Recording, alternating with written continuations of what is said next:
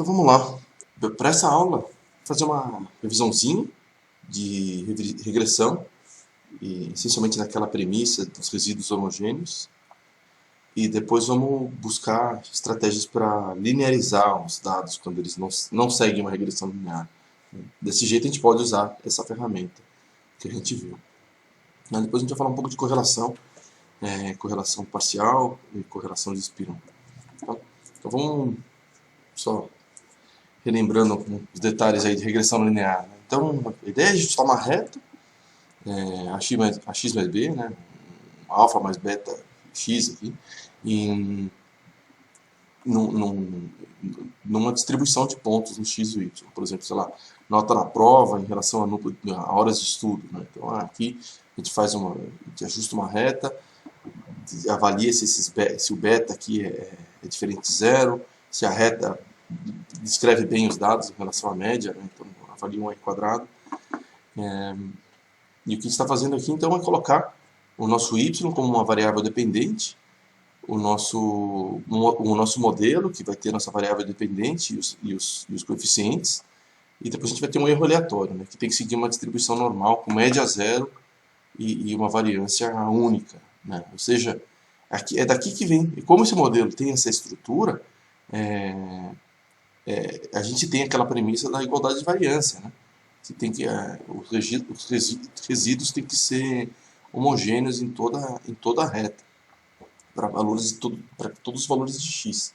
Né? Porque a gente está botando os parâmetros dessa forma. A gente não tem nenhuma associação entre o erro e o x. Né? Tem outros jeitos de fazer modelagem que você pode colocar o erro em função do seu x. Então você pode dar conta dessas relações. Não é o escopo do inferência, introdução à inferência estatística aqui, mas tem jeito de você desenhar modelos que se adequam a diferentes detalhes dos seus dados. Né? Então, isso aqui não é o único modelo que existe.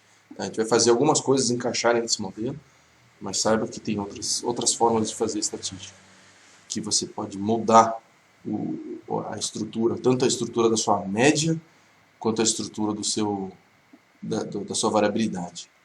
Tá? Mas beleza. Então, aqui então a gente estava ajustando, a gente tem esses 4 dados bem simplesinhos, né? Então, 4 pontos, né? Então, 4 pontos relacionando x e y, e a gente só ajusta um modelo linear para ele, uma reta aqui, e chega num intercepto e num beta, né? Então, num beta zero e num beta associado ao x. Tá? E é isso que está plotado, essa regressão aí. Tá? Então, uma vez que você tem esses dois valores, você pode buscar qual que é a incerteza desses coeficientes, por exemplo, faz um bootstrap, né? Então mantém a relação entre esses pontos, mas amostrando com reposição, mantendo o tamanho da amostra também, você consegue chegar numa distribuição que facilmente você olha os intervalos de confiança, os quantis, 95%, né? Então colocar 2,5 e 97,5, você chega nesses valores de quantis, e você tem uma medida da incerteza desse coeficiente. Isso pode fazer para o alfa, pode fazer para o beta, você só vai ajustando, fazendo o ajuste linear ali, computando o alfa que você obtém cada vez, e olhando como que é a distribuição desses alfas e betas aqui. Tá? E a mesma coisa a gente poderia fazer, a gente poderia responder. Daí com isso aqui a gente consegue responder se a inclinação, por exemplo, é diferente de zero. Se você vê se o zero caiu dentro da incerteza de 95%, né, desse coeficiente. O zero está dentro desse intervalo. Né? Então, você já poderia fazer um julgamento que não tem evidência suficiente para rejeitar a minha hipótese nula de que que esse coeficiente não é zero. E uma outra forma de resolver essa mesma questão seria fazer por permutação. Né? Então, a permutação quebra a relação entre as suas medidas, ou seja, você quebrou a relação entre o x e o y e computou os betas, né? Então, ajustou retas para esses dados permutados, com a relação quebrada. Né? E E você pode olhar a incerteza desse beta permutado, né, com a informação. Ele vai estar centrado no zero, né, porque você quebrou a relação, e você vê se o seu beta de interesse, a sua inclinação da sua reta, cai dentro desse intervalo. Né? A gente viu que cai dentro do intervalo, ou seja, a gente rejeita também, a gente aceita a hipótese nula também, a gente acha que está dentro do... o 0,72 está dentro desse intervalo, então você não tem evidência suficiente para falar que a sua inclinação é diferente de zero. Tá? Ou seja, eles dão resultados consistentes, né? Então, tanto o bootstrap mantendo a relação, quanto a permutação quebrando a relação, os dois estão dizendo que a gente não tem evidência para falar que a inclinação é diferente de zero. Tá? E dá para fazer um modelo também da reta como um todo. Né? A reta explica mais do que o acaso, então seria a regressão completa. Né? Então, a regressão, ao invés de olhar só um coeficiente, você olha o modelo completo. Tá? E colocando o modelo dentro daquele formato, né? De variância previsível e variância aleatória. Né? Então, se ela computa você tem o F da sua observação e você tem o F da permutação, a distribuição do F da permutação. E você olha se a distribuição da permutação raramente incluiria o seu F observado. Aqui apareceu com uma chance razoavelmente grande, né? 12,5%. Ou seja, a gente não tem evidência de que isso aqui explica, essa reta explica mais do que o acaso. Tá? Ou seja, mantemos a hipótese nula para todas as coisas. Aqui, né? E menos para o alfa, né? O alfa caiu diferente do zero. Né? Então, se a gente quisesse testar a hipótese de que o alfa é diferente de zero, a gente conseguiria aqui, né? Entender que o zero não está incluído na incerteza do alfa. Tá? E é justamente isso, comparar os alfas e comparar se o modelo completo é o acaso, comparar com zero os betas e comparar a reta inteira, vendo se é melhor do que o acaso. É exatamente isso que a função nativa do R faz. Né? Então, ela compara cada um dos coeficientes com zero, cada uma das estimações de beta aqui, né? Então, do intercepto e do beta associado ao x, comparou com zero. Esse aqui deu diferença de fato, né? Então não apareceria, pouquíssima chance de aparecer isso acaso, 2,4%. E já esse aqui aparece com mais chance, né? O beta associado ao x. E por último ele fala qual que é o F completo do modelo, né? O F completo do modelo. Então uma pouca chance de que você tem uma chance de 9,2% de encontrar isso ao acaso. É um pouco diferente o que se observa com a permutação e o que se observa com as ferramentas analíticas ali, né? Mas esse aqui tem sempre algumas premissas que você não está levando, você está testando, você não está testando, né? Pode ser que essas premissas sejam cumpridas ou não, mas por outro lado os métodos aqui de bootstrap e permutação, eles vão usar exatamente a informação que tem disponível nos seus dados, né? Então, isso aqui é a coisa que melhor se ajusta aos seus dados. Essa aqui é a estatística mais confiável por não ter nenhuma premissa. Né? Então, você não tem essa premissa de como que os seus dados são para conseguir computar as suas incertezas dos coeficientes ou o seu F. Né?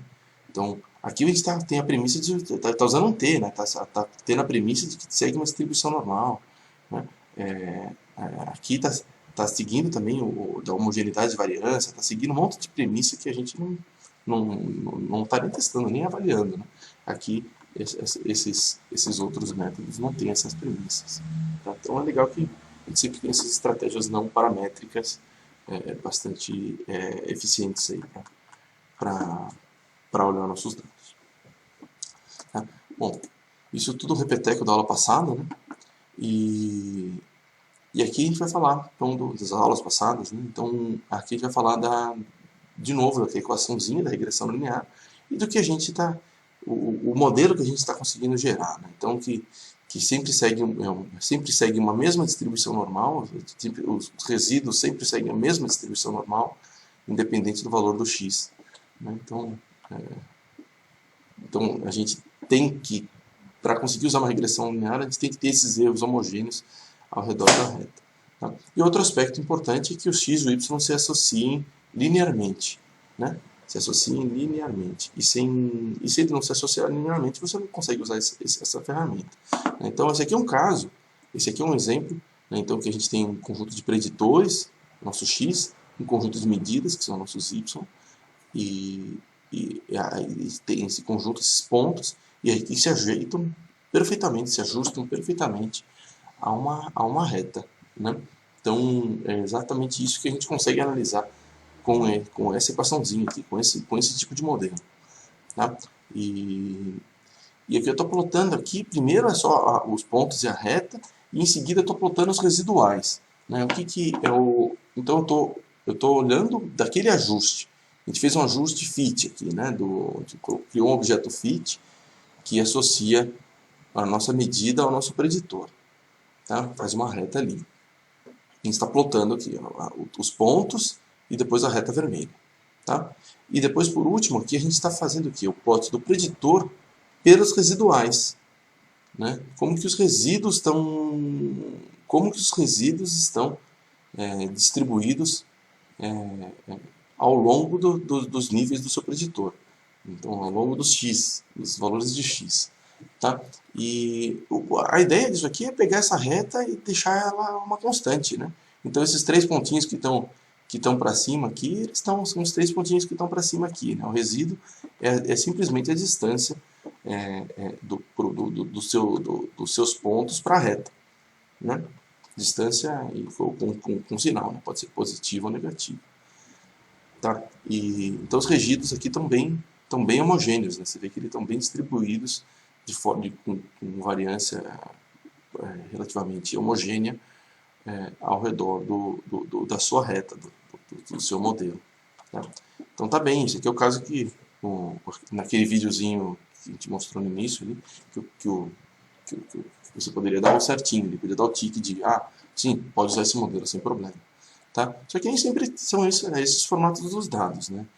E, por exemplo, você tem aqui um caso em que as suas medidas crescem de forma exponencial ao seu preditor. Aí você pode até ajustar uma reta, aqui a gente seguiu o mesmo caminho, ajustou uma reta, mas olha só como é que fica a distribuição dos resíduos. Né? Ela não tem nada de homogêneo. Né? Não tem nada de homogêneo em função dos níveis do seu preditor. Então não está bem. Aqui você não poderia usar esse modelo. Você não conseguiria usar o modelo dessa forma, na medida, preditor. Você teria que fazer alguma transformação. Tá? Esse aqui é um outro caso. Ó. Então você tem o dado que segue uma função sigmoide. Por exemplo, aqui. Está vendo que ao longo dos níveis do seu fator, as suas medidas no início elas são meio constantes, depois elas sobem, depois são constantes de novo. Né? E quando você faz os resíduos, né, vê a distância para a reta, você vê que os resíduos não são uniformes também. Geram um padrão complicado ali. Né? Eles não estão apresentados de forma homogênea ao redor da sua reta. Então, outro caso em que não serviria para usar esse modelo nesse formato. Tá? E por último aqui, né? Então você tem uma reta que ele até segue uma reta. Né? Então aqui não é um problema de falta de linearidade. Ele segue uma relação linear, mas os dados eles estão ficando cada vez mais dispersos ao longo do seu quando você aumenta o seu valor do seu x, né? Aumentando o valor do seu preditor. Né? Então, eles vão ficando, quando você faz o gráfico de resíduos, você vê que vai abrindo aqui. Né? Então, os seus dados vão ficando cada vez mais variáveis quanto mais você aumenta o preditor. Tá? E o que a gente vai olhar aqui são esses dois casos agora. Como resolver essa falta de linearidade para esses dois casos aqui. Tá? Então, a gente vai ajustar o nosso modelo, ajustar as nossas medidas ou os nossos preditores para que a gente consiga, de fato, trabalhar com o modelo linear. Tá? Conseguir trabalhar com a regressão linear. Isso aqui vai ser o tema da próxima aula, como tratar isso aqui. Tá? Mas é permutação, né? você faz aqui por permutação, você resolve esse problema. Você não tem essa premissa aqui. Você pode ajustar os coeficientes independente do formato dessa curva e você consegue avaliar o F, né, sem esse estresse. Mas isso é o tema da próxima aula, vou falar disso na próxima aula um pouquinho. Mas o que a gente quer falar agora é sobre linearização, né? Como mexer nas suas medidas e nos seus preditores para que uma reta se ajuste. Tá? E vamos ver isso. Tá? Esse é um dado que existe na vida real. Aqui, né? Aqui é um dado de 9 de maio de 2020, quando eu dei essa aula no ano passado. E naquele momento ali, você estava tendo aquela explosão dos casos de Covid. Né? Então, você tinha aquelas curvas de crescimento exponencial. Né? Então, o número, aqui é o número de mortes, né? Então o número de mortes crescendo exponencialmente, enquanto não tinham medidas eficientes de restrição da dispersão do vírus e que tinham as mortes crescendo. Tá? Aqui isso numa escala linear, né? Então você vê que tem uma relação exponencial entre a sua medida e o seu preditor. Então aqui a medida é o número de mortes e o seu preditor é o tempo. Então você vê que segue uma distribuição exponencial, pelo menos por um tempo que tem esse regime de crescimento exponencial. E depois não, né? Mas um jeito de olhar se é um crescimento exponencial mesmo, a gente fica falando, está crescendo, parece que é exponencial, mas um jeito fácil de avaliar isso é botar a sua medida em log. Tá? Então você vê aqui que vai mudando a cada espaço, a cada tique do y, vai crescendo 10 vezes. Né? Então está log 10 que está colocado aqui. Né? E essa escala está em log 10. Então 10 a 0, 10 a 1, 10 a 2, 10 a 3. Né? Então isso está na escala log. E o x, o tempo, está na escala padrão. Né? E o jeito de observar se isso aqui segue uma log é ver se essa relação é linear nessa escala. Tá? Então aqui dá para ver o Brasil, ele está seguindo, ele segue bem uma reta. Né? Depois ele diminui a inclinação. Né? Mas nesse primeiro momento, ele segue bem bonitinho uma reta aqui, mais ou menos até o dia 15. Né? Então você vê que segue uma reta bem bonitinha. Aqui também, nos Estados Unidos, segue uma reta bem bonitinha, mais ou menos até o dia 20. Né? Então seria 20 dias após o primeiro caso reportado, após a primeira morte. Não estou lembrando o que era. Qual que é o zero desse. Mas é uma medida de tempo ajustada para eventos. Tá? Então você vê que segue uma reta. Então, pelo menos até o dia 20 aqui, segue um crescimento exponencial. E depois começa a ter um decréscimo. Né? Então nem parece isso. Né? Quando você olha na curva de dado numa escala linear, você não enxerga esse decrescimento. Né? Mas decresceu muito, né? Mais ou menos aqui até o dia 30. Tá? Isso aqui ele mudou o jeito de crescer já, até o dia 30. Tá? Ou seja, só pegar o seu dado, ao invés de plotar ele numa escala linear, você plota isso numa escala log. Tá? Então esse é um jeito de linearizar uma relação exponencial. Então você pega a sua medida e põe você faz um log da sua medida. Né? Então você joga um log no y e você consegue então trabalhar com uma regressão linear. Você está com uma relação exponencial linearizada. Tá? Esse é um jeito. E se você tem um outro tipo de relação, uma relação de potência, por exemplo, se você colocar log tanto no x quanto no y, você consegue linearizar a potência também. A gente não vai olhar nenhum dado que segue relação de potência, mas isso aqui isso aqui funciona também. Então você consegue linearizar diferentes tipos de relação aqui, então exponencial e potência, usando essas transformações log, né? Ou só no y, ou tanto no x quanto no y. Tá? E só lembrando que isso aqui funciona quando você não tem nenhum offset, né? Então se tivesse um mais c aqui, um mais c, né? Então um terceiro coeficiente que seria um offset, né? Então se faz, ao invés de começar no 0, ele já começaria no 100, por exemplo, né? quando você faz esse tipo de coisa, você não consegue mais fazer perfeitamente linear. Você reduz um pouco você reduz um pouco a não linearidade do dado. Então, uma exponencial ela vai ficar um pouco mais próxima de uma reta, mas ela não vai virar uma reta perfeita. Né? Se tiver um coeficiente aqui, né, um C, tanto aqui quanto aqui, eles não vão ficar perfeitos. Né? E você pode ver se você consegue mexer subtrair esse C. O problema é que geralmente tem um desvio padrão, né? Daí você tenta fazer um log de número negativo explode. Né? Então não dá, não existe, não está definido log para valor negativo. Então, como isso aqui seria só para a parte da média, né? Você está querendo fazer isso aqui para a parte da média, como tem um erro ali, que tem a parte tem uma aleatoriedade nas suas medidas, quando você subtrai esse C, né, você acaba gerando números negativos para quando a variabilidade do dado é para baixo da média. Né? Então vira sempre um problema, você não vai ter muito jeito de como lidar com esse C aqui, você não vai conseguir linearizar ele perfeitamente. Você vai ter que usar outras estratégias, daí já cai fora do escopo do curso. Tá? Mas sim, dá pra, vários dados dá para processar dessa forma. Tá? Então aqui está um dado então, que segue que varia de forma exponencial com o preditor. Tá? Então a nossa medida cresce exponencialmente com o nosso preditor. Né? E os residuais estão super não homogêneos. Tá? Mas se a gente coloca aqui o log da nossa medida, tá? Você vê que cai direitinho numa reta. Né? Então, você tem que fazer o que na hora de fazer uma regressão linear? Botar log na sua medida. Tá? Então, você faz um ajuste do modelo linear do log da sua medida. É claro que você não vai poder mais falar, você não vai poder mais fazer previsões sobre a sua medida de fato. Você vai fazer todas as previsões sobre o log da sua medida.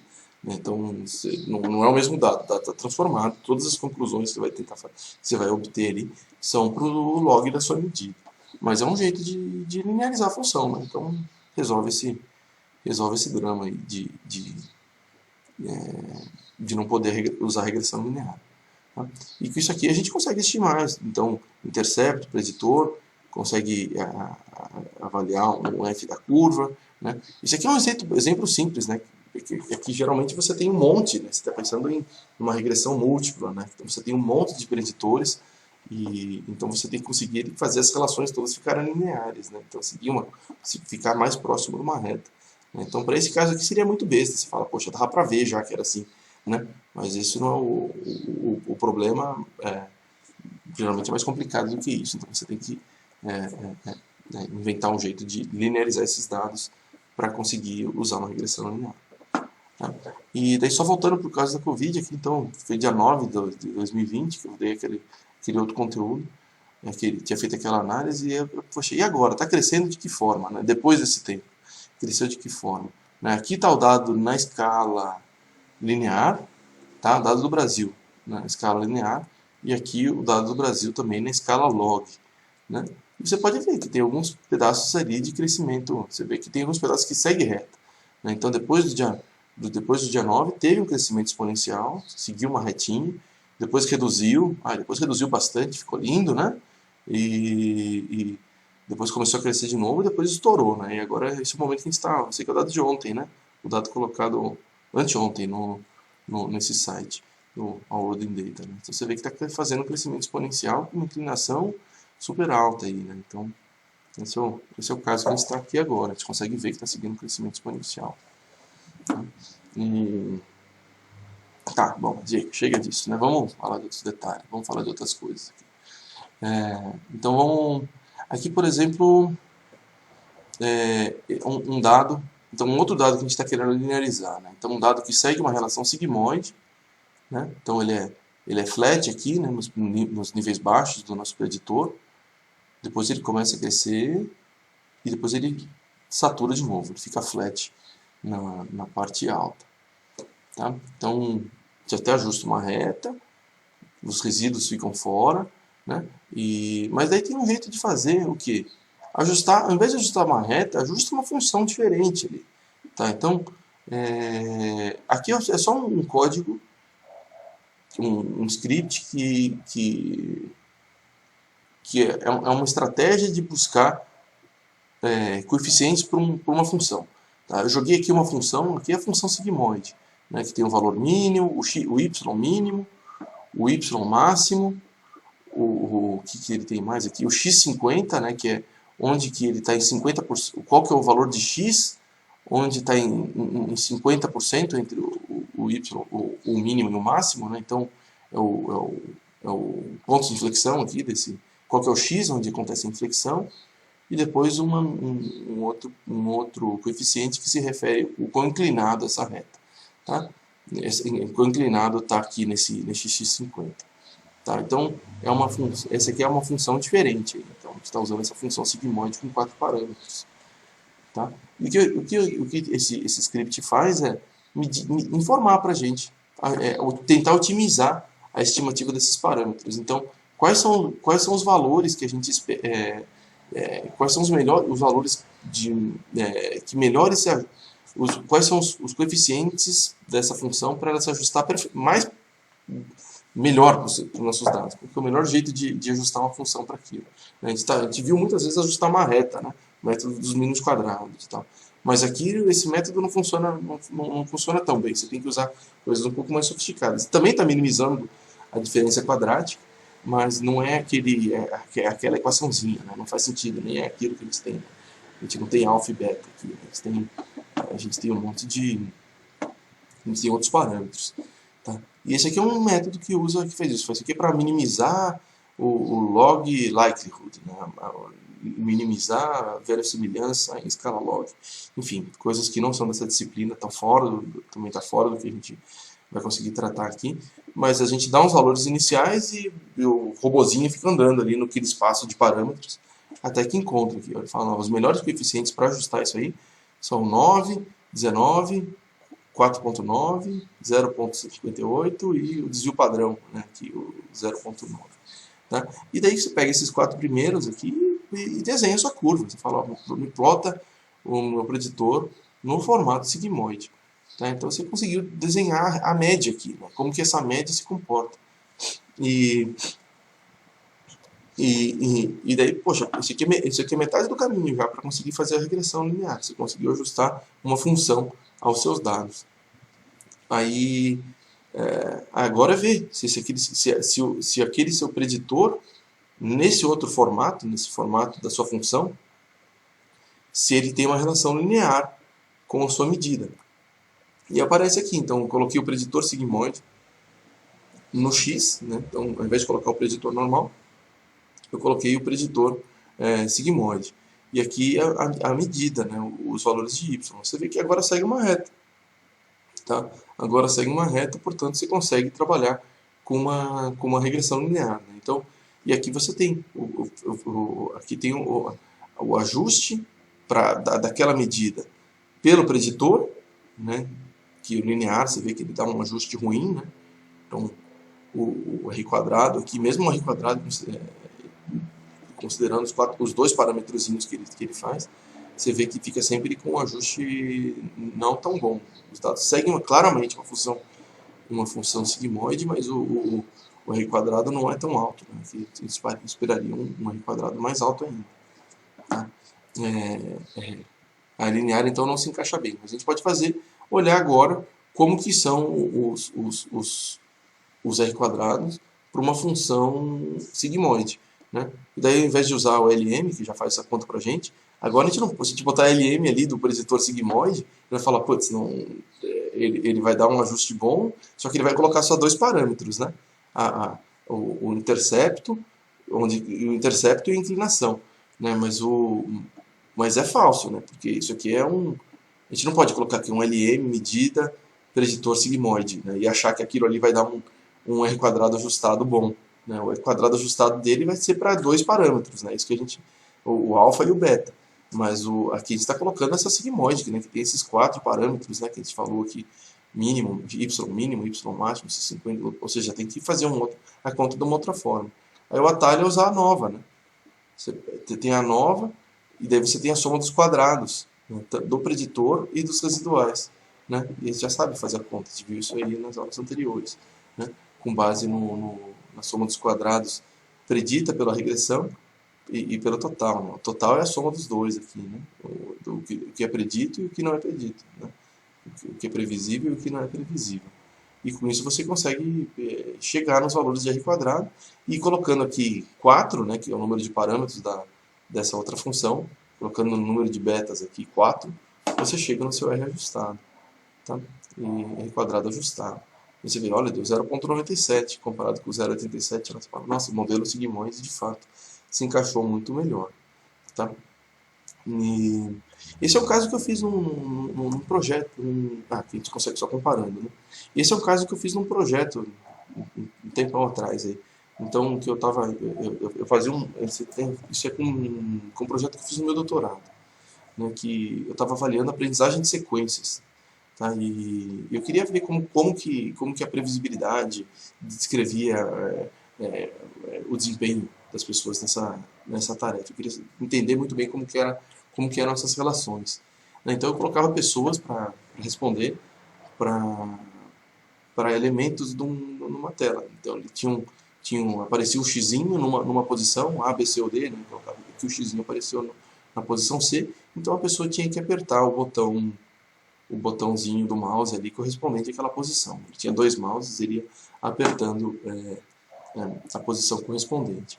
E esse X, essa posição em que era selecionado, ela podia surgir com diferentes estruturas. Tá? Aqui são alguns exemplos das sequências que eu usei.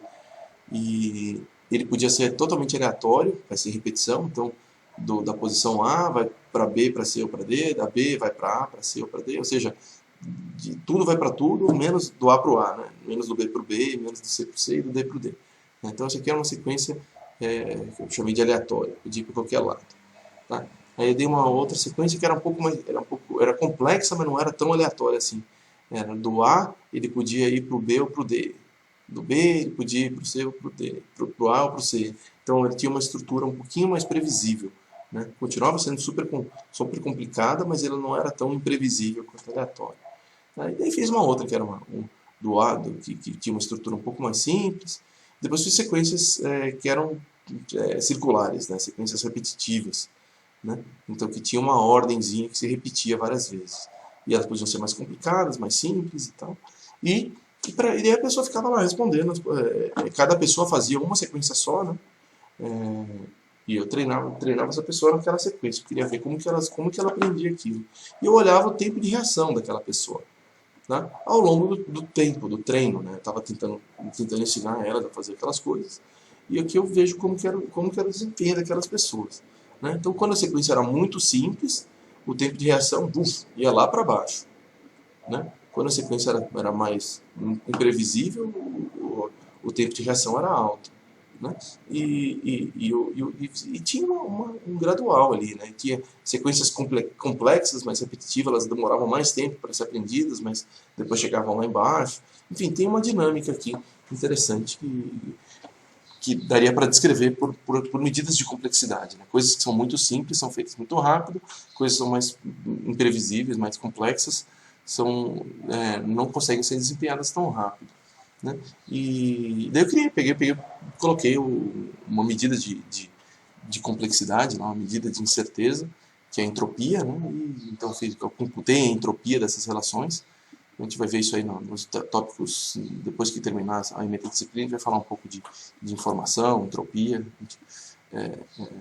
vai ficar um pouco mais claro o que é isso. Mas é só uma medida de quão aleatório é isso, né? Quão imprevisível cada uma dessas sequências. E aqui está o tempo de reação. A ideia era que, olha só, segue uma função sigmoide, né? Então você consegue usar uma ferramenta como essa que a gente tinha visto aqui para avaliar o quanto que um ajuste linear ou um ajuste sigmoide conseguem descrever seus dados, né? Então isso aqui é uma estratégia para como usar essas ferramentas. Tá? Aqui a ideia é que tem teorias de psicologia que diziam que essas relações são lineares, né? Mas de fato a gente não vê que tem uma relação linear, né? Parece que tem uma saturação embaixo associada a um limite de tempo de execução motora, uma saturação em cima associada uma previsão, qual que é o limite das pessoas conseguirem detectar estruturas, né, estruturas previsíveis. Então, satura, parece que tem uma saturação de quanto que essas pessoas conseguem se beneficiar dessas estruturas. Tá? Então, isso gera essa função sigmoide. Tá? Então, a gente passou por esses dois casos aqui. Né? Então, como resolver, como linearizar funções como exponencial, ou potência, né? Então, colocando os logs, e como linearizar funções complexas. Né? Você tendo uma estimativa da sua função, você joga você escreve essa sua função aqui num sisteminha que busca qual que é a menor função, que otimiza os coeficientes para a sua função, e depois você põe o seu preditor seguindo aquela função. Né? E daí você consegue usar uma regressão linear, que agora a sua medida e o seu preditor vão seguir essa estrutura linear de relação. Tá? E foram esses dois pedaços que a gente falou dessa vez. Né? Isso aqui a gente vai falar na próxima. Tá? Mas então conseguimos linearizar funções aí, e usar a regressão linear. Ou seja, o objetivo é sempre conseguir trabalhar com uma estrutura como essa aqui, para conseguir usar um GLM, uma nova regressão, toda uma coisa, né? Para conseguir ajustar retas ali. Né? Então, colocar... O que a gente fez aqui foi transformar o nosso Y ou transformar o nosso X para conseguir encaixar tudo nesse formato de reta. Né? De reta ao longo dos vários planos aqui no caso. Tá? E usando essas funções LM e AOV, né? Que cada uma com as suas particularidades ali, e que você consegue ficar pulando de uma para outra para conseguir pegar elementos interessantes de cada uma delas. Tá? E beleza, então fechamos a primeira parte aqui de revisão de regressão, essa premissa dos resíduos homogêneos e linearização, para conseguir usar a regressão linear, do jeito que a gente viu no curso. E agora vai ser uma parte de correlação, tá? Correlação parcial e correlação de Spearman. Tá? Então, correlação é aquela medida, né, que vai de -1 até 1, que mede o grau de associação linear entre o seu x e o seu y. Né? Então, entre suas duas variáveis de interesse. Tá? E ele vai dar 1 quando cai tudo em cima da reta, uma reta ascendente. Ele vai dar -1 quando cai tudo numa reta descendente, né? E vai dar valores intermediários quanto menos eles se associarem a uma reta. Tá? E vai dar 0 quando a reta que você ajusta tem inclinação exatamente 0. Né? Então, quando você tem uma inclinação uma inclinação 0, a sua correlação vai dar sempre 0. Não importa se ela é muito dispersa ou ela cai exatamente em cima da reta, né? Sempre vai dar 0. Né? Se a inclinação for 0, aqui são todos os casos em que a inclinação da reta daria 0. Né? Então, isso que é quantificado por esse método, né? Que é o método de correlação de Pearson. Tá? Que é pegar a covariância, né? Então a variância do x, a gente conhece a covariância do x em x, né? Que é a variância do x, que é a covariância do x em x, mas aqui é a covariância do x em y. Né? Então a gente tem que colocar, a gente faz a somatória do x em y, e que daí a gente corta os denominadores, que eles dão exatamente a mesma coisa. Então essa equação de covariância dividido pela variância, que desvio padrão de x e desvio padrão de y, cai nessa equação simplificada que está aqui. Né? Só retomando rapidinho como que faz essa conta. Né? Se quiserem o detalhe completo, olha a aula anterior aí de correlação. E a gente dá esse nome, ρ, né? Ρ, R, né? E esse é o nome que se dá para essa medida.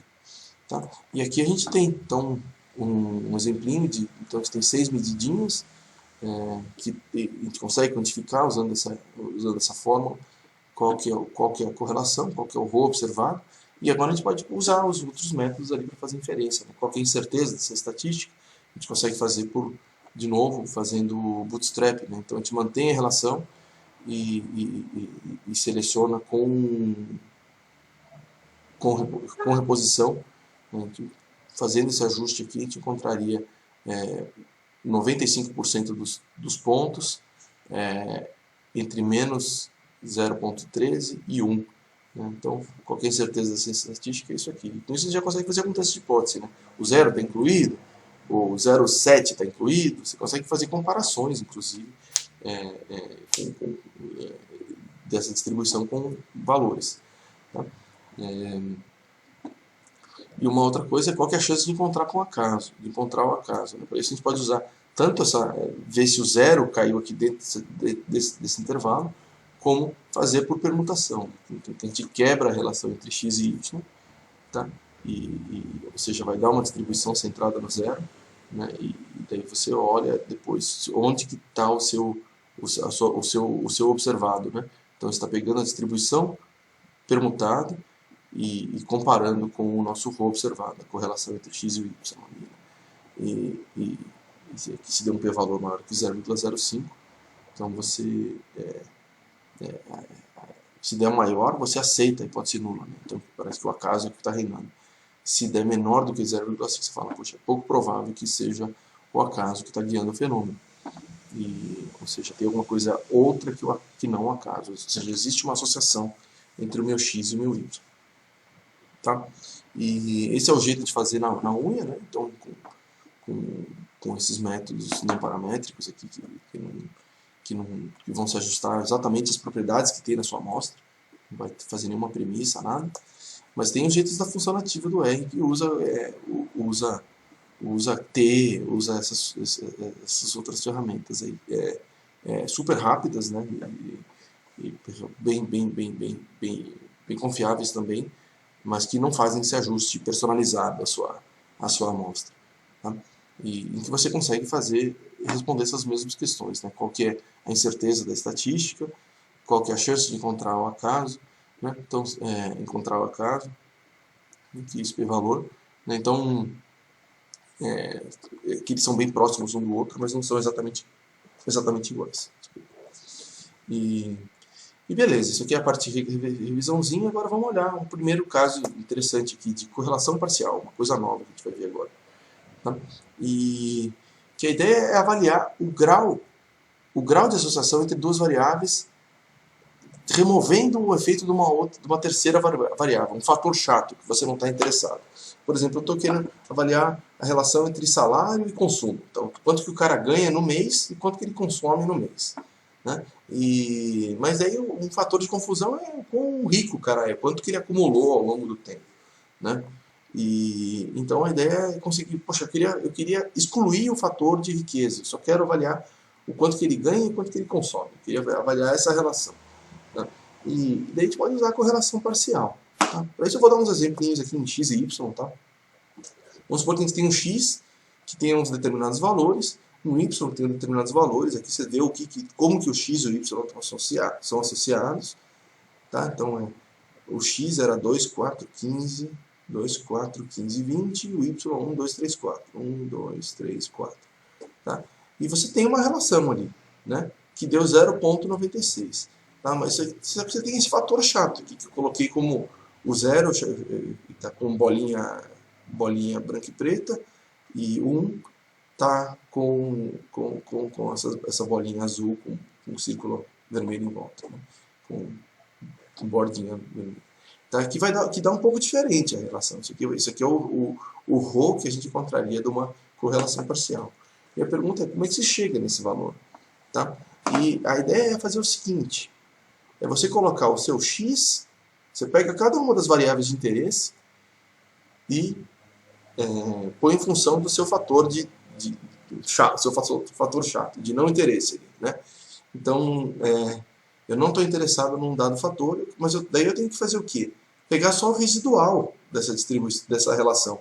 Tá? Então, aqui está esse aqui seria o x sem o fator chato. Tá? O x sem o fator chato. Eu só coloquei o residual dessa regressão. Tá? Então, essa reta aqui virou uma constante. Né? E os pontos estão ali. Então, esse aqui virou o x sem o fator chato. Eu poderia fazer isso aqui mais rápido, mais direto, falando ali, o x sem o fator chato é o meu modelo, né, do x previsto pelo fator chato, só que eu não quero o modelo inteiro, eu só quero os residuais, você põe lá os residuais. resíduos, né? Então você já consegue chegar nos residuais, né? Então o x sem o seu fator chato. Tá? Você faz a mesma coisa para o y. Né? Tem o seu y, seu fator chato e os seus residuais, excluindo a variação desse seu fator chato. E depois você faz a correlação de um pelo outro. Né? O x sem o fator chato e o y sem o fator chato. Tá? Daí você tem uma outra relação ali. Tá? Você consegue chegar no seu ρ, excluindo esse fator que você não está interessado. Tá? Então essa é a ideia dessa correlação parcial. Não é nada complicado, é só avaliar a correlação dos residuais, excluindo o seu fator de não interesse. Tá? Essa é a brincadeira da correlação parcial. E aqui vamos voltar para aquele nosso exemplo, né,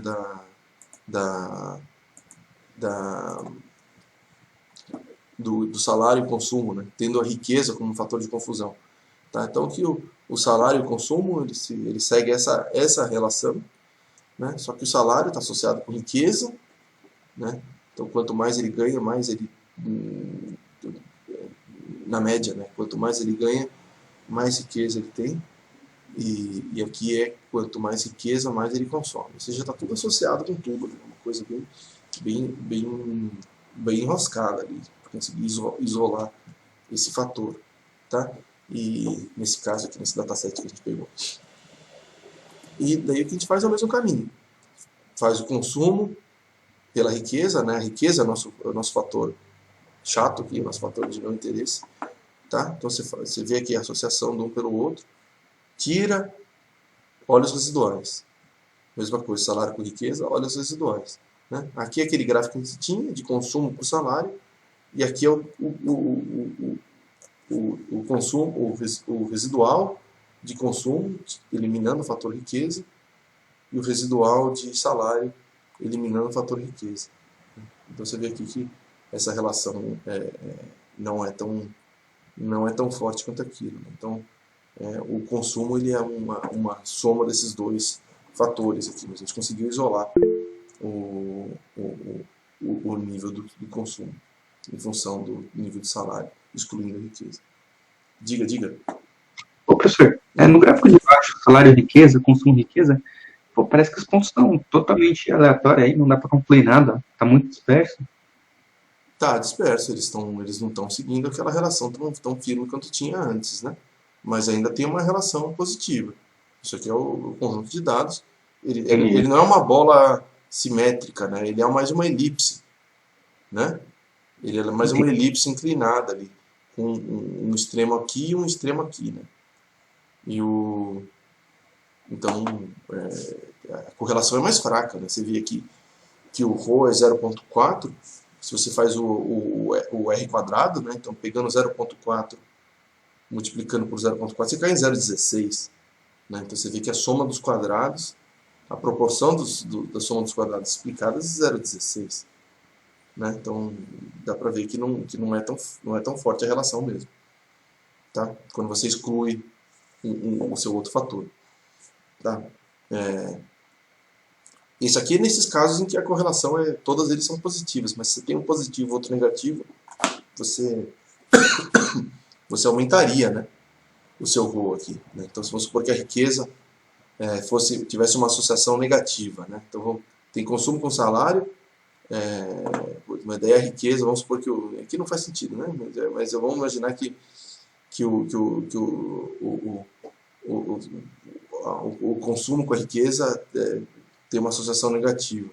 Quando você tira os residuais, você mudaria de uma outra forma a sua regressão. Né? Mas aqui nesse caso, todos eles estavam indo para o mesmo lado. Né? Então você diminui o poder um pouco, você diminui um pouco o grau de correlação. Né? Você tirou um fator, era outro influente ali. Tá? Então ele ficou mais fraco. Nesse caso, ficou mais fraco mesmo, dá para ver que o coeficiente de correlação está mostrando isso, né? Que a relação é mais fraca. Mas ainda tem um pouco de relação entre salário e consumo, excluindo a riqueza. Beleza? E é isso que eu queria mostrar aqui de correlação parcial. Babinha, né? Então é só correlação correlação dos residuais. Só pega os residuais e faz a sua conta. Não é isso. E com isso você consegue excluir vários fatores que às vezes são chatos aí, né? Fatores como idade, você está querendo avaliar um tipo, sei lá, relação entre sedentarismo e dor, sei lá. Então, como que é a relação de sedentarismo com dor? Mas você tem idade no meio do caminho ali, que complica a sua medida. Né? Então, as pessoas mais velhas tendem a sentir mais dor, tendem a ser mais sedentárias, sei lá. Então você consegue excluir esse fator idade fazendo uma correlação parcial. Então, tentando colocar direto as suas variáveis de interesse. Né? Que, no caso, aí era dor e sedentarismo. Então, é uma estratégia de você eliminar um dos fatores ali. Tá? Só que isso aí é sempre assumindo que as relações são lineares também, né? Você está ajustando um modelo linear. Né? Então, essa é isso aqui funciona, essa correlação parcial, quando você tem relações lineares entre as suas medidas. Né? Se você tem uma relação não linear, já você não pode usar um modelo linear e medir regressão com isso. Você vai minimizar um pouco o efeito daquela coisa, mas você não vai eliminar por completo. Tá? Aí a próxima coisa que a gente vai falar é de correlação de Pearson. Tá? Correlação de Spearman. Né? A correlação de Spearman é uma variação da correlação de Pearson. A correlação do Pearson é essa que mede a associação linear entre o x e o y. Né? Então, aqui os dados não estão seguindo uma relação linear, mas o coeficiente de correlação e o coeficiente de correlação está refletindo isso, deu 0,8 ali. Né? Mas e numa relação como essa, por exemplo, uma relação monotônica, que sempre que você sobe o x, você sobe o y. De novo, a reta do Pearson não daria... A reta não ia escrever bem essa relação. Ou seja, o Pearson não ia dar 1, certo? Mas o Spearman dá 1. Tá? O Spearman dá 1. O que o Spearman faz? Ao invés de medir a relação linear, ele avalia a relação monotônica. Né? Ela avalia a relação monotônica. Se o seu x sobe e o seu y sobe junto, sempre você vai ter 1. Se o seu x sobe e o seu y desce, você vai ter menos 1. Então, é uma medida é uma medida de relação de se subindo junto ou descendo junto. Tá? E ele é feito com aquele método de ranqueamentos que a gente já viu nas aulas lá do Will Coxon, nas aulas do Friedman, né? Aqueles testes que usavam ranqueamento. Né, também. Então você só pega os seus dados e substitui o seu dado bruto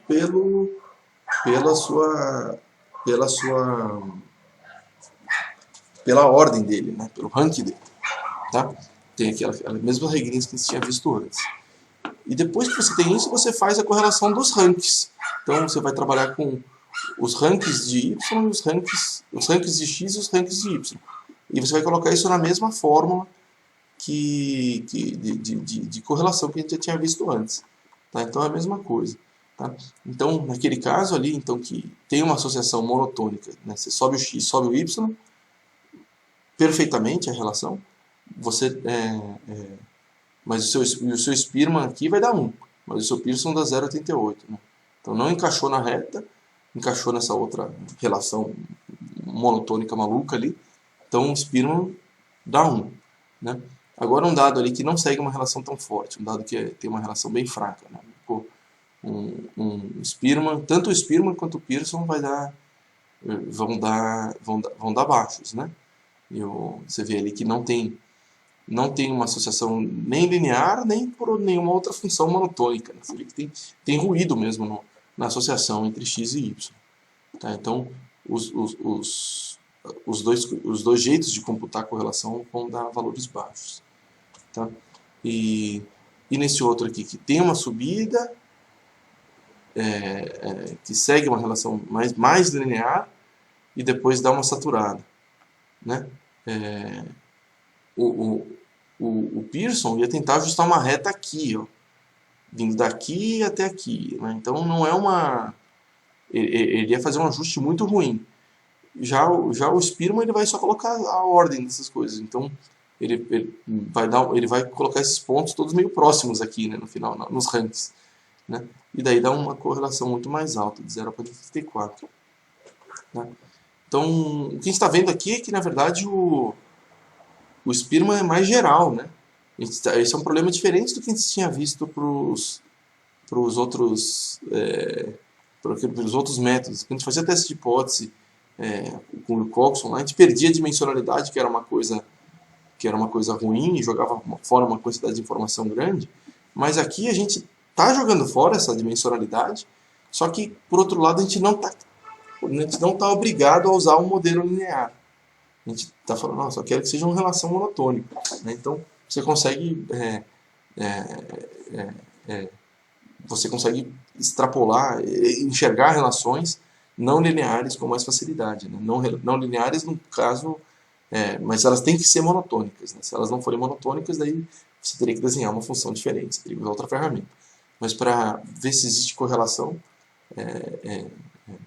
seja ela linear ou com uma função que só sobe ou só desce, uma função monótona, uma função monotônica, o Pearson se aplica muito bem. Então 0,84 aqui, mostrando que tem uma relação forte entre x e o y. Tá? Aqui, mostrando também uma relação forte. Aqui, e ele pode ser tanto positivo quanto negativo. Né? Então ele só estava botando exemplos que subia, mas aqui ele está subindo e aqui ele está descendo. Então seria um valor próximo de -1 quando está descendo. Né? Quando tem uma associação forte assim e descendo. Daí dá próximo de -1. Tá? E babinha de fazer isso. Né? Então, aqui a gente tem o nosso x e o nosso y. Só fiz um x aqui que tem uma relação, um x e um y bem feia. Né? É monotônico, mas é super feio. Né? Então, olha só o x como que ele está. O x 0, 10, 101, 102. Tá? Associado a 1, 100, 500, 2000. Então você vê que tem essa relação aqui. É monotônico, né? Mas ela definitivamente não se ajusta a uma reta. Né? Não se ajusta a uma reta. E tanto que você tenta fazer uma medida de correlação de fábrica, quando você escreve core XY, ele vai rodar um Pearson, né? Tá? E dá 0,74. Você poderia fazer assim, core x, método Pearson. Ele daria o 0,74 também. 0,75 também. Mas aqui está usando o Spearman, né? Então falando um outro método, tá? Que é o do Spearman. E o que ele está fazendo é fazer o ranqueamento do seu x, pegou cada x, extraiu os ranks dele, tá? Então o x virou 1, 2, 3, 4, né? O mais baixo até o mais alto, do 1 até o 4. Ordena e ranqueia, né? E o y é a mesma coisa, né? 1, 2, 3, 4. Aí você faz a correlação dos... Aqui é o plot do 1, 2, 3, 4. Né? Você vê que cai numa reta perfeitinho. Agora caiu numa reta perfeitinho. Ou seja, você faz uma correlação de Pearson dos dados ranqueados. Então você fica você chega no coeficiente 1. Né? E você poderia fazer isso aqui tudo automático, escrevendo core xy do método Spearman. Dá exatamente o mesmo valor. Tá? E da mesma forma que a gente fazia o core test, né? Usando a função nativa para fazer teste de hipótese, você pode fazer o core test do Spearman. Tá? Mas ele só vai dar um p-valor. Ele só vai ver qual que é a associação em relação ao acaso. Ele não consegue dar coeficientes. Né? Qual que é a incerteza do coeficiente? Ele vai falar, não tem coeficiente. Você está fazendo um ranqueamento. A gente não está seguindo uma reta, não está fazendo nenhuma previsão. Ele não serve para isso. Né? Você não vai conseguir chegar nesse tipo de... Você não tem uma relação de reta aqui. Né? Então, você só tem uma medida de p-valor. Né? Então, se aquele seu ajuste, aquele seu valor de correlação seria observado pelo acaso. Então aqui, para essa associação aqui, deu um pouquinho acima dos 5%. Ou seja, a gente não julgaria que isso aqui seria observado. A gente julga que a gente não tem evidência suficiente para falar que isso aqui não foi gerado pelo acaso. Tá? Então, esse p-valor de 0,8. Tá. E matamos aqui a parte dos slides. A gente só dá uma passadinha agora rapidinho os exemplos no R, tá? E o que a gente tem aqui no R? Tem aquela parte A de linearização, né, linearização de funções, uma parte B de correlação parciais, de correlação parcial, e uma parte C de correlação de Spearman. Tá? Vou passar rapidinho só para ver como que essas coisas foram geradas. Tá? Então a parte A de linearização, então só início a gente simulou dados aqui que seguem uma relação linear. Tá? Então esse aqui é o mais manjadinho que a gente já tinha visto. Então eu vou passar rapidinho, vamos olhar com um pouco mais cuidado. Tá? Então a gente tem um preditor que ele vai subindo de meio até 10, né? De meio até 10. Ele gera uma sequência de meio a 10 de 100 elementos. Tá? E daí a nossa medida vai seguir uma relação linear. Então eu vou fazer aqui, esse aqui é o meu intercepto, esse aqui é o meu beta, menos 1, tá? Somando com um ruído de 1. Tá? Então tem o meu ajuste ali, meu ajuste linear. Né? Ele encontrou coeficientes bem próximos daquilo que eu tinha colocado na simulação. Né? 14,98 e menos 1, e 0,99, bem se aproximando bastante ao menos 1. Nossa. Tá? Esse é o ajuste. Daí aqui eu vou fazer um gráfico que vai ter 3 elementos. Né? Ele vai dividir o meu espaço de gráfico em uma coluna e uma linha e 3 colunas. Né? Então, vamos fazer desse jeito. Daí faz o gráfico na primeira coluna. Então, temos lá o nosso preditor para a nossa medida. Faz uma reta ali vermelha com grossura 3 e escreve um texto. Né? Escreve um texto. Deixa eu tirar isso aqui. Escreve um texto em vermelho falando o que é esse ajuste. Né? Então, é isso que ele fez para fazer o slidezinho da aula. Tá? E aqui a parte dos residuais, né? Dos resíduos. Então está pegando aquele preditor e fazendo o ajuste para os resíduos. Tá? O ajuste para os resíduos. E o preditor no X e os resíduos dessa relação linear aqui no Y. Tá? Plotado para o intervalo em que tem os resíduos. Né? Então, isso aqui a gente plotou, a gente segura e faz o segundo gráfico, que a gente vai colocar o quê? O range dos preditores, de meio a 10, 0, 0. Né? Então, ele vai fazer uma reta. Faço uma reta vermelha ali. Tá? Então, ele desenhou uma reta no 0. Tá? Esse aqui eu dividi em 3, mas eu só usei o primeiro e o segundo. Né? Então, esse aqui é o caso que não tem problema nenhum de linearização, já está linearizado, você não precisa fazer nada. Né? Esse aqui era só o exemplo para falar quando que não precisa fazer nada. Aqui é o da relação exponencial. Então, vamos mudar a nossa medida. Né? Nossa medida vai ser o quê? A gente ele vai pegar aquele preditor que a gente já tinha. A gente vai pegar o preditor que a gente já tinha e fazer a função e depois colocar isso no expoente de um número. Eu coloquei aqui como base o 2. Né? Então vai fazer uma associação exponencial. Depois tentar ajustar um modelo linear para ele. Tá? Vai ficar super ruim. Né? Então, define aí os 3 pontos, fez o primeiro. Os três gráficos, fez o primeiro. Então, nosso preditor pela nossa medida, dando associação exponencial, e ajusta uma reta, terrível, né? Não encaixou nada. Aí faz o plot do preditor pelos resíduos, né? Fazendo a constante no 0, do mesmo jeito. Aí, mostrando que ficou bem, os resíduos ficaram nada homogêneos. Tá? E depois, por último, a gente faz, vamos fazer o preditor pelo log da nossa medida. Né? Fez o log da medida. Aí segue uma relação linear bonitinha. Né? E daí faz o modelo linear, encaixando um com o outro ali, botar retinho. Tá? E depois dá para fazer fazer o summary do mesmo jeito que a gente já está habituado. Né? E tá lá então o nosso intercept, o nosso preditor, o nosso R² ajustado, nossa estatística F, o nosso p-valor da regressão completa, enfim, todos os elementos aí que a gente já tinha visto nas outras aulas. Tá? Só que sempre agora para o log da medida, né? Então, isso que a gente transformou a nossa medida. Tá? Esse é o caso do exponencial, né? Que é o log só no preditor. Já fazendo a potência também, mas a gente não fez aqui. Tá? E aqui eu da relação sigmoide, né? Então, eu vou definir a priori como é que vai ser a nossa relação entre... quais são os coeficientes da sigmoide.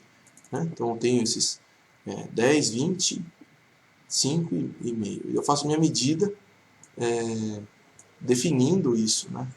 Então, eu faço minha medida colocando a equação da sigmoide e somando o ruído. Tá? Então, o dado simulado está dessa forma.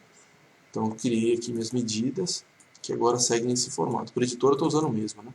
Então, o preditor vai aqui na fórmula. Né? Então, eu tem um pedaço na equação que vai ao preditor. Aí faço o ajuste. Vai dar um ajuste muito ruim. Né? E vamos plotar. Né? Tá aqui. Então, plotados os preditores pelas medidas, seguindo a sigmoide. Faz o ajuste linear, fica terrível. Plota os resíduos, mostra que eles não são nada homogêneos. Tá? Depois aquele pedacinho que busca os menores coeficientes. Tá? Tem que pegar uma biblioteca. É uma biblioteca padrão, vem no R. Você não precisa instalar, ele já vem. Mas você tem que pedir para ele carregar na memória. Tá? Não é coisa que já vem de fábrica na memória. Já. E daí ele estima. Ele deu uns warnings ali, mas ele conseguiu rodar mesmo assim. E te deu os valores de coeficiente. Tá? Esses são os coeficientes que ele sugeriu. Tá? E daí você faz o que? O preditor sigmoide, pegando aquela mesma... Deixa eu abrir aqui que fica mais fácil. Você faz o preditor sigmoide, usando aquela mesma equação de antes, né? Só que colocando os coeficientes que tinham sido oferecidos. Primeiro, segundo, terceiro, quarto. Usa os 4, né? Então, primeiro, segundo, terceiro e quarto. E está aqui o nosso preditor sigmoide. Geramos esse preditor aí. Então, tem um monte de pontinho que segue como sigmoide. Tá? E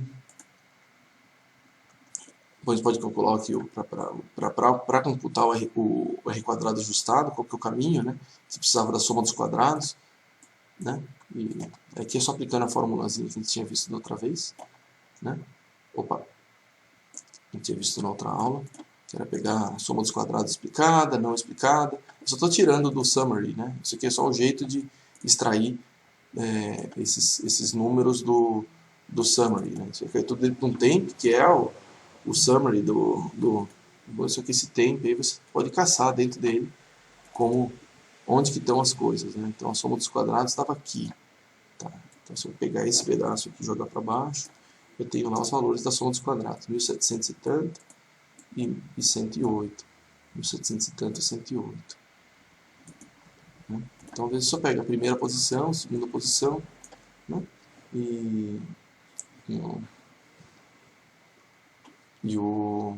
Então, para pegar a soma dos quadrados explicadas e a soma dos quadrados não explicada. Tá? E a soma dos quadrados total, a soma dos dois. R quadrado é 1 menos isso, número de parâmetros, né? Os 4 parâmetros da sigmoide.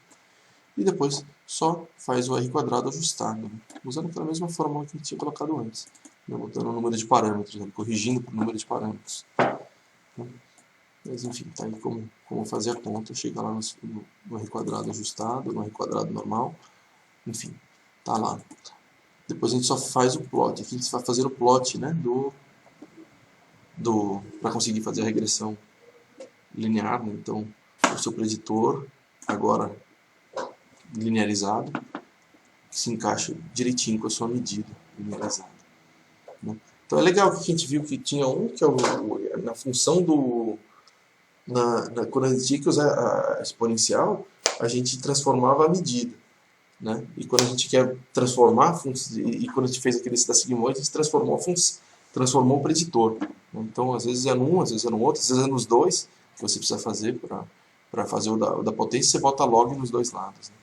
Né? Mas uma estratégia bem bem genérica, né? Então, essa de colocar o preditor num formato diferente. Tá? E eu uso isso aqui bastante nas minhas coisas. Esse tipo de coisa é super útil. Às vezes você está querendo comparar você tem um preditor que tem uma relação não linear com aquilo, você só lineariza o seu preditor e você consegue comparar um com o outro numa boa. Né? Então, estratégia super eficiente e super fácil de conseguir analisar qualquer tipo de dado quase. Tá. E depois, por último, aqui eu só coloquei o preditor sigmoide, né? Eu já tinha feito isso. Preditor sigmoide. Aqui ele só estava mostrando que fica muito ruim, né? Tá, isso aqui a gente fez medida pelo preditor. Tá. E aí agora está plotando, né? O preditor pelo preditor sigmoide. Tá, está plotando o x como preditor, o y como preditor sigmoide. Né? Que daí é a média das suas medidas, né? Sua média variável ali, né? Sua média que está seguindo aquela função, a função sigmoide. Tá? Deixa eu fazer aquela figura que a gente tinha feito nos slides. Tá? E, por último, o que era? Era só o de um preditor sem igualdade de variância. Né? Então, aqui a gente colocou o nosso... é para virar esse gráfico aqui. Né? A gente não resolveu esse problema, mas a gente só mostrou como que faz o gráfico. Né? Então, aqui eu estou colocando o quê? Eu estou fazendo uma relação linear, né? Então, minha medida é um zero mais, né? Eu estou botando ele é a mesma coisa que botar um zero mais, né? Nosso intercepto é no zero. 0,7 preditor, colocando um ruído, né? Colocando uma distribuição que segue uma normal, só que esses valores eles também estão associados ao nosso preditor, ou seja, conforme você aumenta o seu valor de preditor, você aumenta a variabilidade. Você aumenta a variabilidade da sua medida. Tá? Você até ajusta o modelo linear, tá? Encaixou bem ali, só que você não está seguindo aquela premissa de igualdade de variância para fazer uma regressão.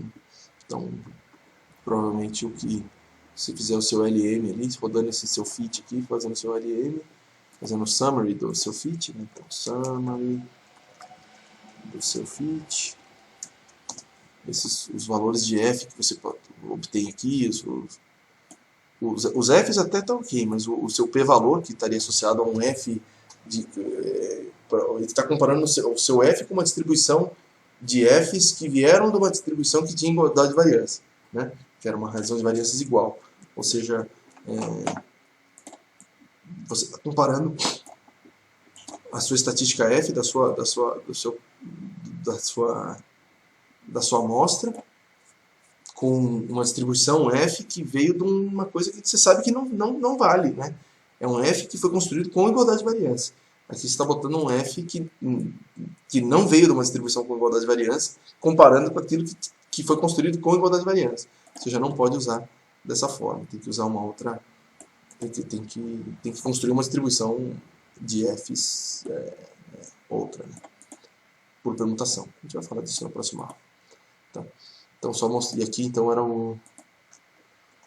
só o ajuste, opa, e a medida, mostrando que não, eu plotei duas vezes a mesma coisa aqui, né?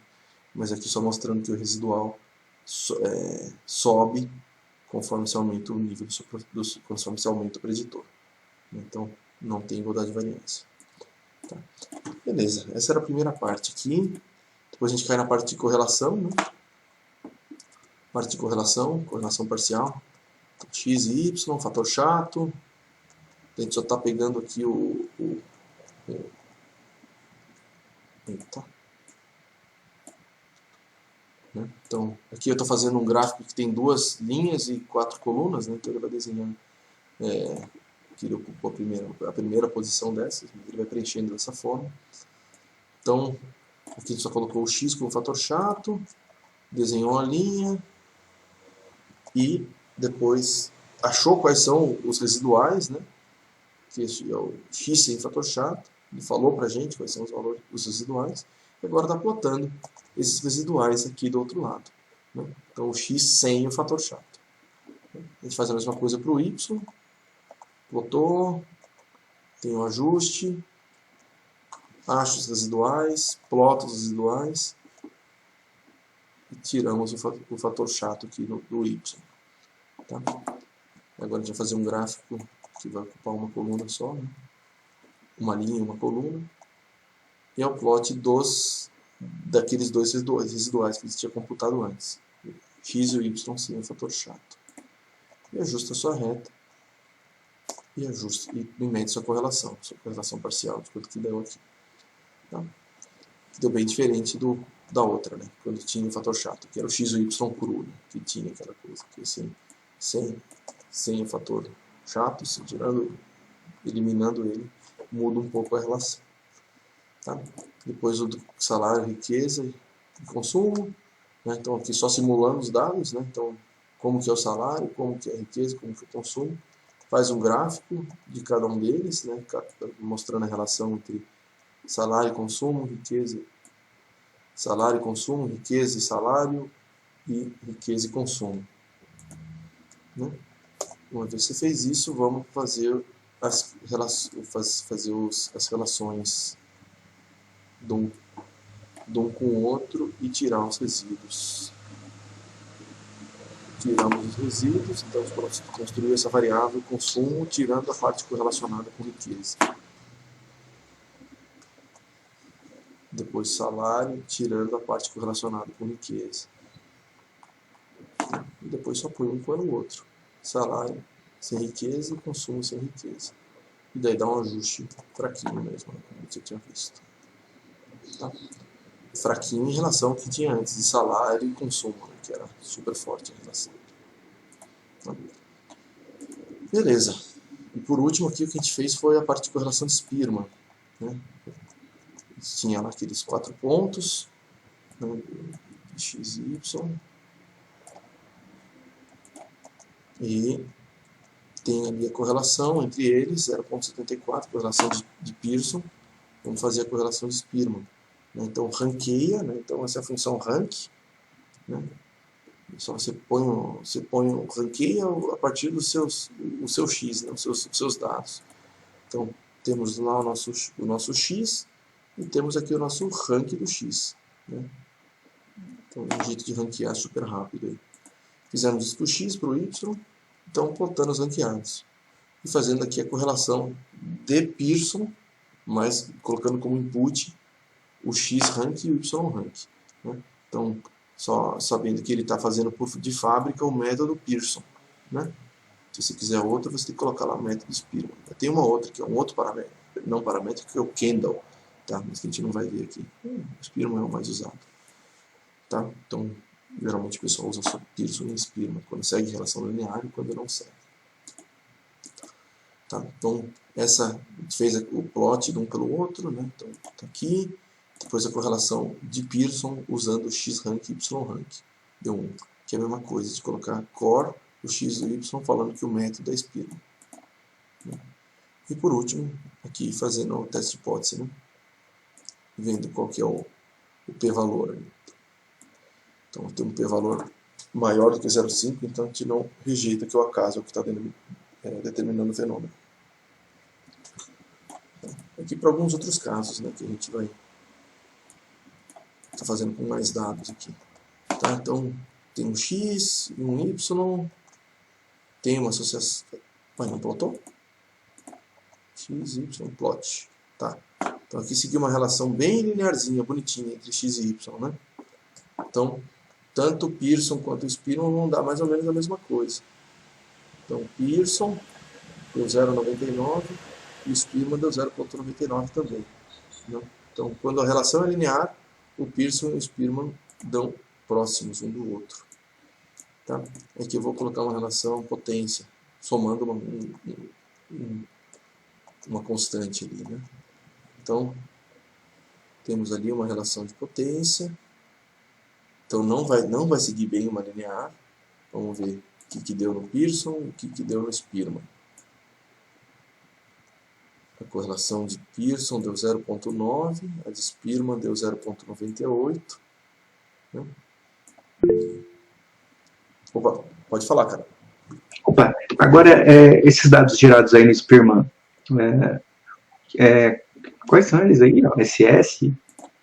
E o teste do p-valor dele, ele está relacionado aqui a... Tá, então vamos. Os valores que a gente colocou foram esses aqui, né? O X, esses são os valores de X, esses são os valores de Y, desse plot XY. Então o X pode ser de 0 a 100, o Y pode ser de 0 a 15 mil, mais do que 15 mil, né? 16 mil, sei lá, 17 mil. Tá, então essa é a relação que está colocada ali, né? E, beleza, eu só coloquei números aleatórios, 40 números aleatórios seguindo uma distribuição normal, e botei aqui uma relação de potência, né? Tá, mas qual que foi a sua pergunta? A primeira era como gerava esses números. Beleza. Só botou os números aqui para gerar um gráfico maluco, né? Foi só isso, só para mostrar uma relação que não era linear. Depois era a relação ao p-valor.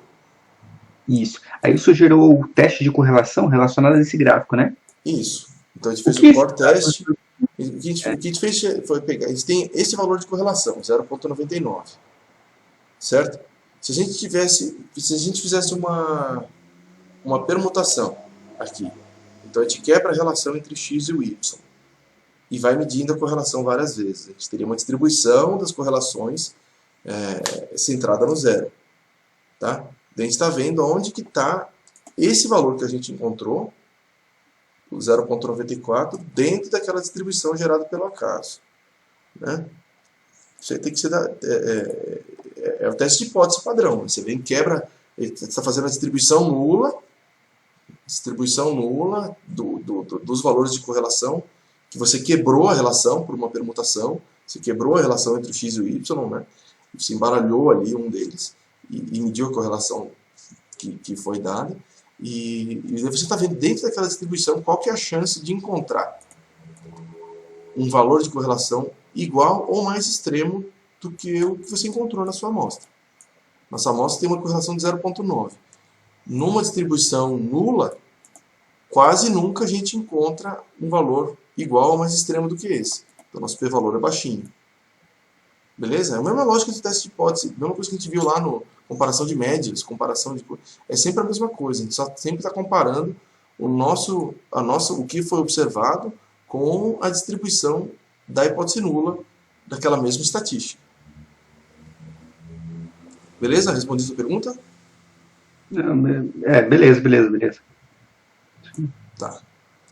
Bom, a gente pode fazer uma revisãozinha do que é teste de hipótese, né? Pega os slides lá da aula 3, 4, sei lá.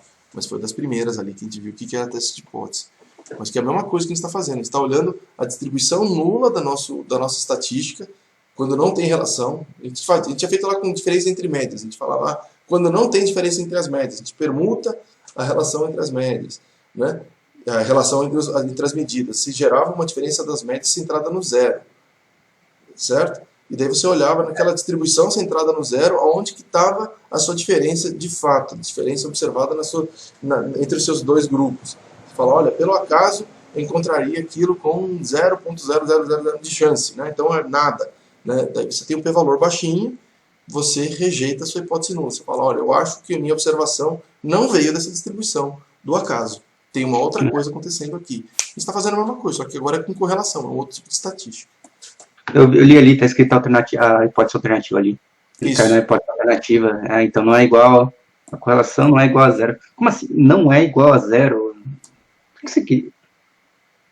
A correlação não é igual a zero. A nossa hipótese nula é que é igual a zero. A nossa alternativa é que não é igual a zero. É o contrário. A nossa hipótese nula é que a nossa correlação é zero, que não existe correlação, que é só acaso. Não existe associação. Aí a nossa alternativa qual que é? É que a nossa hipótese alternativa é que não é igual a zero, que é diferente da nula. A gente tem um valor. Perfeito. Tá? Então quer dizer que não segue a correlação de Pearson. É isso, não é igual a correlação de Pearson. A nossa hipótese alternativa é que não tem correlação. Perfeito. A hipótese alternativa, a nossa hipótese nula é que não tem correlação. A hipótese nula é que não tem correlação. A alternativa é que tem. Então a hipótese alternativa é que o valor de correlação que você encontrou, o valor de correlação da sua população, não da sua amostra, mas da sua população, ele não é igual a zero. Então você diz que a sua correlação, você está falando, né, isso aqui veio de uma distribuição. Sua hipótese nula é que a sua hipótese nula é que o seu valor de correlação veio de uma população que não tem associação. Ou seja, a correlação é zero. Isso é sua hipótese nula. O que a gente está fazendo aqui é olhar uma hipótese alternativa que é diferente dessa. Então, que existia alguma correlação qualquer que não é igual a zero. Tá? E aí você está falando, essa é a sua hipótese alternativa. Isso aqui não é um julgamento. Isso aqui é o que ele está falando. Ó, a hipótese alternativa é essa. Essa é a sua hipótese alternativa, que a correlação não é igual a zero. Tá? E ele foi nela. Ele encontrou uma correlação de 0,94. Ele fala, poxa, então eu vou na minha hipótese alternativa. Porque o p-valor da minha nula é baixíssimo. O p-valor da minha nula é baixíssimo. A chance de ter vindo de uma distribuição nula de correlação igual a zero é zero. Isso aqui é zero. Certo? Ou seja, você fica com a sua alternativa. Tá? Ele só definiu o que era alternativa aqui. Mas com um valor tão baixinho, um p-valor tão baixinho, ele vai com a alternativa, ele rejeita a nula. Entendi, o gráfico tem correlação, dá para ver, ela está crescendo, exponencial para o mínimo. Isso. A chance de ter vindo do acaso, isso aqui é baixíssima. Existe associação. Usando a linear aqui, né? Ele está fazendo a do Pearson. Né? Que nem a gente sabe que essa relação não é linear. Né? E aqui o ponto era fazer com a do Spearman, né? O ponto era fazer com a do Spearman. Que daí dá um valor mais alto ainda, né? Você fez um ranking disso aí, né? Então é um plot do ranking do X com o plot do ranking junto com o plot do ranking do Y. Tá? É isso que ele está. Essa aqui é a associação do ranking do X com o ranking do Y. Tá? Uma associação, né, que daí sim segue uma relação linear bonitona. Tá? O que é legal botar nos gráficos, né? Então, plota o X e o Y, plota o ranking do X, plota o ranking do Y. A gente pode rodar isso para todos os casos. Né? Né? Então, aqui era aquele caso que era linear, certo? Se a gente faz o ranking deles, ele continua linear, né? Então, se você olha lá vou tirar o teste, aí fica mais... Já sabe que tem o teste, né? Vou botar só para não ficar tendo que ficar mudando o tamanho das janelas e tal. Tá, então estava aqui, então para aquele caso linear, o plot XY é linear, o plot do ranking do X pelo ranking do Y também é linear, e quando você olha a correlação de Pearson ou de Spearman, os dois vão dar essencialmente a mesma coisa, né? Tudo ficou linear. Né? Então agora a gente vai pegar aquela relação de potência, sobe, sobe, sobe, sobe, né? Temos ali os nossos valores de correlação. Né? Então, quando você faz o XY, não dá linear, mas quando você faz o ranking de um pelo outro, fica linear. Portanto, o Pearson fica mais baixo do que o Spearman. O Spearman tem uma correlação mais alta, que segue mais a relação linear. Então, uma relação aqui exponencial, plot XY. Aí você faz o rank de novo. Né? E aí você vê uma correlação mais linear. Então você vê que gera mais variabilidade ali, né? Para valores baixos do X. Esse é o jeito que a coisa... Aqui ele quase não está mudando, né? Então na hora que você ranqueia, às vezes ele vai para cima, vai para baixo. Então é isso que você consegue ver expresso aqui no ranqueamento. Tá? E depois lá pode fazer o core test, né? Também. Test. Né? Então, fazendo inferência mesmo sobre essas coisas, né? Do Pearson e do Spearman.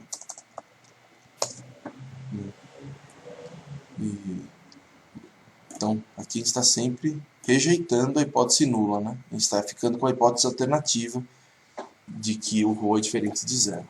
Então, a chance de encontrar um ρ ao acaso igual ou mais extremo que 0,7 ou igual ou mais extremo que 0,8 é muito baixa, né? Sempre lembrando que aqui eles estão usando T, eles estão assumindo normalidade e tal.